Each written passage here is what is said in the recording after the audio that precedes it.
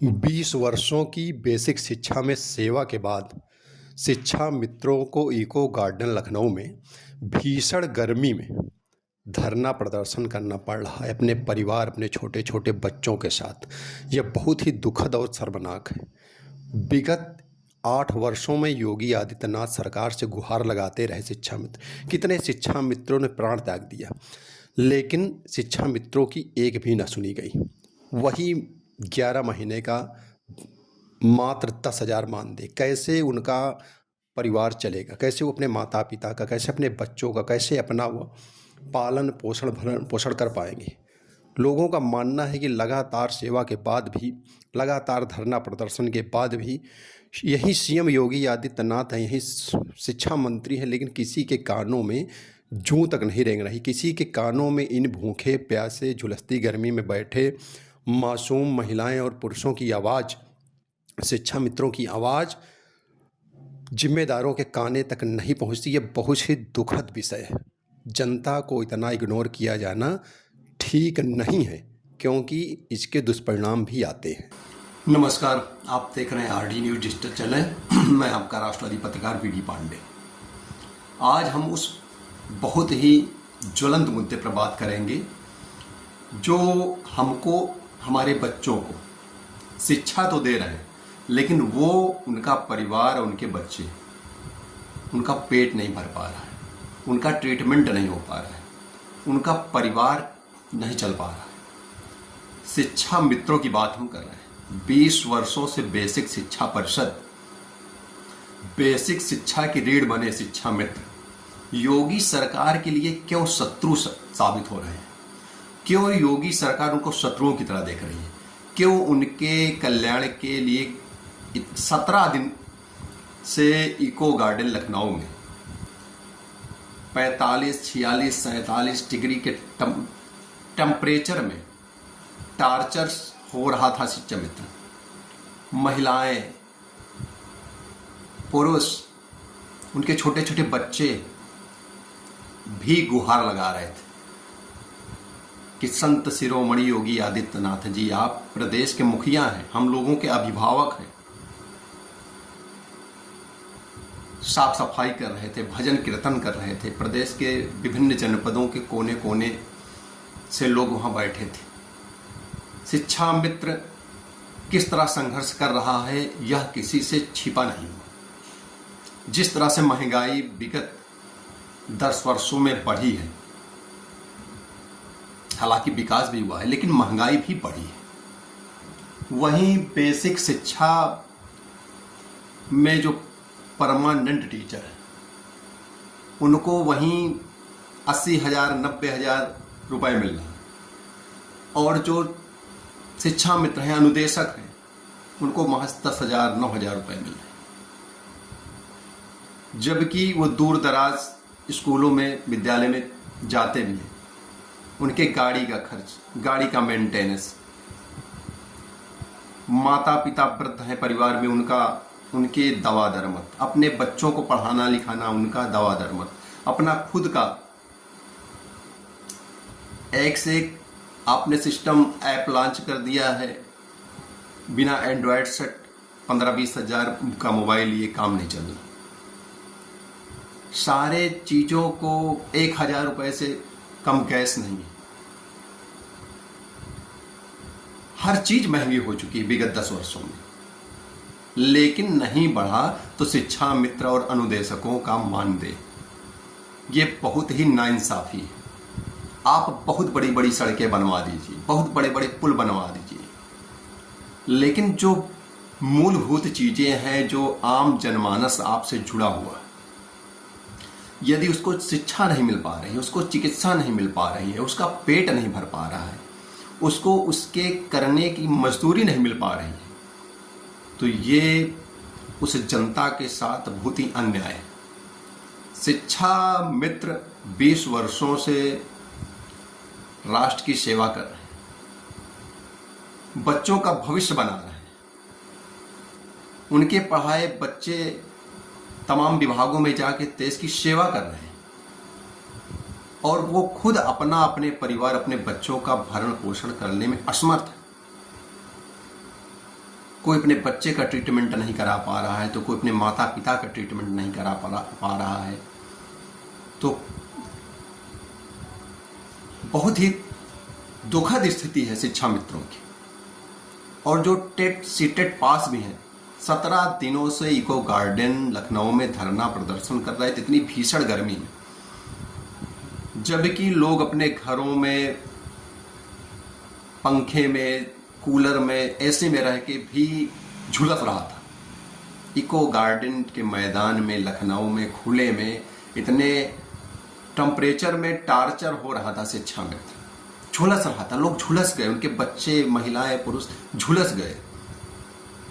वहीं भजन कीर्तन कर रहे हैं, वहीं पूजा पाठ कर रहे हैं, वहीं से योगी आदित्यनाथ जी से दरख्वास्त कर रहे हैं, गुहार लगा रहे हैं, लेकिन कोई भी नुमाइंदा सिवा मीडिया के, मीडिया जगत के बंधुओं से उन्होंने गुहार लगाई। मीडिया के लोगों के सामने वो फक फक फक फक कर रोए, रो रो कर अपनी पीड़ा बताई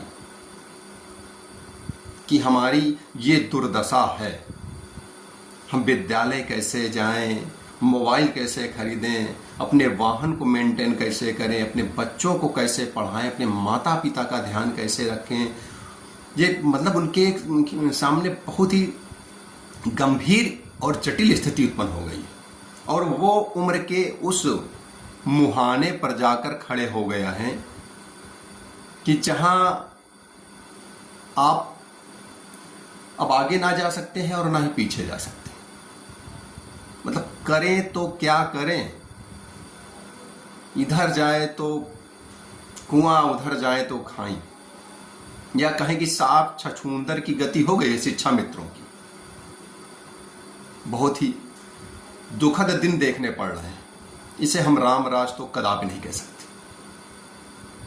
जहां संविदा कर्मी, क्या विद्युत विभाग, क्या स्वास्थ्य विभाग, क्या शिक्षा विभाग, क्या परिवहन विभाग, वही परमानेंट जो कर्मचारी हैं उनको लाख लाख रुपए की पेमेंट मिलती है, अन्य भत्ता अलग मिलते हैं, छुट्टियां मिलती हैं, वो टूर पर जाते हैं, गर्मियों अपने परिवार के साथ घूमते हैं, टहलते हैं। और वहीं उसी विभाग में जो संविदा कर्मी हैं, चाहे वो शिक्षा मित्र हों, अनुदेशक हों, या विद्युत विभाग के लोग हों, चाहे स्वास्थ्य विभाग के लोग हों, उनकी दशा कोई देखने वाला नहीं। यहाँ तक कि उनका मानदेय ज्यों का त्यों है, मानदेय नहीं बढ़ रहा है। कम से कम मानदेय तो संतोषजनक होना चाहिए। आज के समय में कम से कम 25 से 30 हजार मानदेय होना चाहिए। आप ना करिए परमानेंट, ना दीजिए बड़ा वेतन, ना दीजिए बहुत सुविधाएं, लेकिन एक सम्मानजनक उनको जीने का एक आधार तो दीजिए। 12 महीने में 11 महीने का वेतन, एक महीने क्या करे?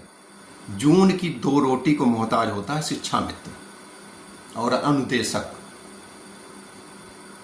योगी आदित्यनाथ की सरकार से विगत 8 वर्षों से, केंद्र में भी मोदी जी की सरकार है, राज्य में योगी जी की सरकार है, डबल इंजन की सरकार है, फिर भी लोग तड़प रहे हैं, परेशान हैं।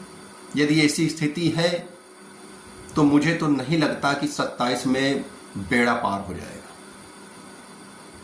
क्योंकि इसी तरह नाराजगी थी तो 37 सीटें सपा के खाते में चली गई। केवल राष्ट्रवाद से लोगों का पेट नहीं भरता है। अपने परिवार को चलाने के लिए, उनको पेट भरने के लिए, बच्चों को शिक्षा के लिए जो मूलभूत चीजें वो मिलनी चाहिए, और सरकार का यह उत्तरदायित्व है। केवल आप वादे करते रहिए, वादे करते रहिए, लगातार वादे किए जाते रहे। चुनाव के समय में आश्वासन दिया गया, 2 बार चुनाव हो गए, 2 बार से आप मुखिया हैं उत्तर प्रदेश के, 3 बार से मोदी जी मुखिया हैं देश के। मोदी जी ने बनारस की धरती से आश्वासन दिया था शिक्षा मित्रों को, आपने दिया था आश्वासन, लेकिन सब ढाक के 3 पात साबित हो रहे हैं। राष्ट्रवाद कितना झेलेगा? भूखे लोग राष्ट्रवाद नहीं कर पाएंगे। तन पर कपड़े नहीं होंगे वो राष्ट्रवाद नहीं कर पाएंगे। उनको जहां आस दिखेगी वो वहीं चले जाएंगे, एक राष्ट्रवादी भी भटक जाएगा। इसलिए मैं ये गुहार लगाता हूं कि शिक्षा मित्रों को योगी आदित्यनाथ की सरकार ध्यान दे, उनको अपना शत्रु ना समझे। वो देश का भविष्य बनाने में जुटे हैं, समय से जा रहे हैं, समय से आ रहे हैं, बच्चों को पढ़ा रहे हैं, जाड़ा हो, गर्मी हो, बरसात हो। महज 10,000 में कल्पना कीजिए किस तरह से उनका परिवार चल रहा है। तो डबल इंजन की सरकारें हैं और बहुत ही सराहनीय कार्य प्रत्येक क्षेत्र में किया जा रहा है। हम ये नहीं कह रहे हैं स्वास्थ्य में अच्छा काम हो रहा है, शिक्षा में भी अच्छा काम हो रहा है, विकास चारों तरफ सड़कें बन रही हैं, एयरपोर्ट बन रहे हैं, ट्रेन दौड़ रही है, रक्षा के क्षेत्र में, सुरक्षा के क्षेत्र में बहुत ही अच्छा काम हो रहा है। लेकिन संविदा कर्मी जो हैं उनकी पीड़ा को भी सरकार को समझना चाहिए। जिस तरह से इको गार्डन में 17 दिन से भूखे प्यासे गर्मी में शिक्षा में तो झुलसते रहे, कोई भी प्रतिनिधि उनसे मिलने नहीं गए, उनको झूठा आश्वासन तक नहीं दिया। इससे जो है संवेदनहीनता की पू आती है।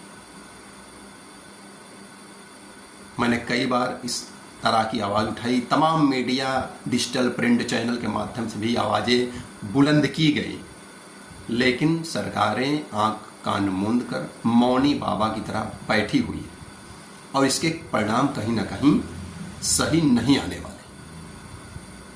ये वीडियो आपको कैसी लगी हमें कमेंट्स कर जरूर बताएं। सब्सक्राइब आपने नहीं किया, सब्सक्राइब करें, लाइक करें, कमेंट्स करें, अपनों तक शेयर करें और हमारे साथ लगातार जुड़े रहें। जय हिंद, जय भारत, वंदे मातरम, जय श्री राम।